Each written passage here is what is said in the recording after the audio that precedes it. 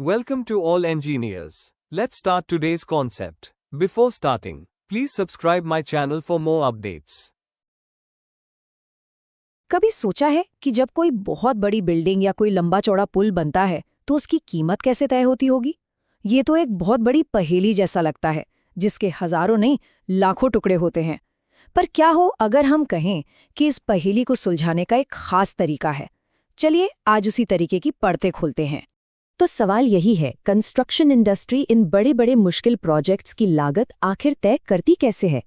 बाहर से देखने पर तो लगता है कि ये नामुमकिन होगा, लेकिन सच तो ये है कि हर एक पेज, हर एक ईंट की कीमत तय करने के लिए एक बहुत ही सटीक और सिस्टमैटिक तरीका मौजूद है।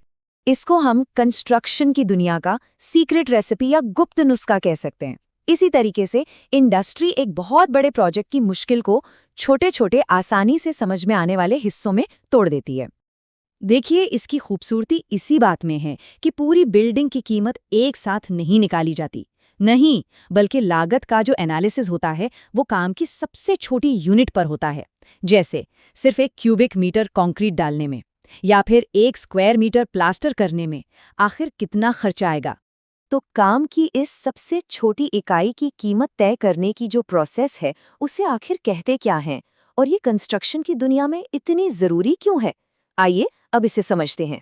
इसे कहते हैं दर विश्लेषण, यानी कि रेट एनालिसिस। ये वही सिस्टमैटिक तरीका है जो कंस्ट्रक्शन के हर छोटे से छोटे काम की पर यूनिट कॉस्ट तय करता है। यही वो चाबी है जिससे हमारी शुरू की वो बड़ी सी पहेली का ताला खुलता है। और ये सिर्फ कोई कागजी हिसाब किताब नहीं है, इसका असली मकसद है प्रोजेक्ट की असल लागत का पता लगाना, कॉन्ट्रैक्टर ने जो रेट दिया है उसे वेरीफाई करना और सबसे जरूरी, पूरे प्रोजेक्ट के बजट को कंट्रोल में रखना। तो ठीक है, अगर रेट एनालिसिस हमारी रेसिपी है तो इसके इंग्रेडिएंट्स यानी कि मुख्य तत्व क्या-क्या हैं? चलिए देखते हैं कि किसी भी काम की फाइनल कॉस्ट किन चीजों से मिलकर बनती है। सबसे पहला और सबसे जरूरी इंग्रेडिएंट है सामान, मतलब कि मटेरियल। इसमें सिर्फ सीमेंट और रेत की कीमत ही नहीं, बल्कि उसे साइट तक लाने का किराया, टैक्स और काम के दौरान जो थोड़ा बहुत वेस्ट होता है वो सब शामिल किया जाता है। और ये सारी कैलकुलेशंस स्टैंडर्ड डेटा बुक्स के हिसाब से होती हैं। अगला आता है लेबर, यानी श्रमिक। इसमें स्किल्ड, सेमी स्किल्ड और अनस्किल्ड, मतलब हर तरह के मजदूर शामिल होते हैं। उनकी मजदूरी आमतौर पर सरकार की तय की हुई दरों पर आधारित होती है, तो ये कोई अंदाजे का खेल बिल्कुल नहीं है।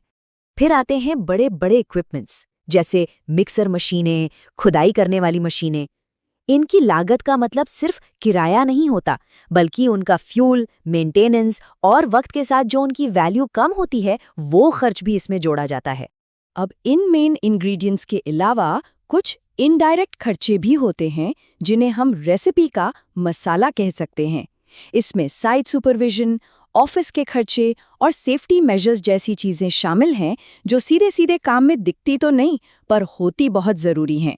आमतौर पर ये जो ओवरहेड खर्च है ये मटेरियल, लेबर और इक्विपमेंट की सीधी लागत का लगभग 5 से 10% तक होता है। और आखिर में आता है रेसिपी का फाइनल टच, वो प्रॉफिट जो कॉन्ट्रैक्टर काम पूरा करने के लिए कमाता है, क्योंकि आखिर में ये एक बिजनेस है। कॉन्ट्रैक्टर का प्रॉफिट आमतौर पर टोटल कॉस्ट का 10 से 15% माना जाता है। ये उनके मैनेजमेंट, उनकी एक्सपर्टीज और काम को सफलता से पूरा करने के जोखिम का रिटर्न होता है। तो अब हमारे पास सारे इंग्रेडिएंट्स तो आ गए, पर इन्हें मिलाकर फाइनल रेट तैयार कैसे किया जाता है? चलिए अब इस पूरी प्रक्रिया को स्टेप बाय स्टेप समझते हैं। ये पूरी प्रोसेस 5 बड़े ही व्यवस्थित स्टेप्स में होती है। सबसे पहले तो काम की स्पेसिफिकेशंस को समझा जाता है। फिर ये कैलकुलेट होता है कि पर यूनिट कितना सामान और कितने मजदूर लगेंगे। इसके बाद मार्केट रेट के हिसाब से उनकी कॉस्ट निकाली जाती है और आखिर में सारे ओवरहेड खर्चे और प्रॉफिट जोड़कर फाइनल रेट तय कर दिया जाता है। तो सवाल ये है कि ये पूरी प्रक्रिया आखिर इतनी जरूरी क्यों है? देखिए, ये सिर्फ कागजी कार्रवाई से कहीं ज्यादा है। ये पूरे कंस्ट्रक्शन इंडस्ट्री के फाइनेंशियल मैनेजमेंट की रीढ़ है। यहाँ एक बहुत जरूरी बात समझनी होगी। लोग अक्सर एस्टिमेट और रेट एनालिसिस में कंफ्यूज हो जाते हैं। तो इसे ऐसे समझिए, एस्टिमेट मतलब पूरी बिल्डिंग की एक मोटी मोटी लागत, जबकि रेट एनालिसिस का मतलब है उस बिल्डिंग में सिर्फ एक खिड़की लगाने की सटीक लागत का पूरा हिसाब किताब। और इसका इस्तेमाल कौन करता है?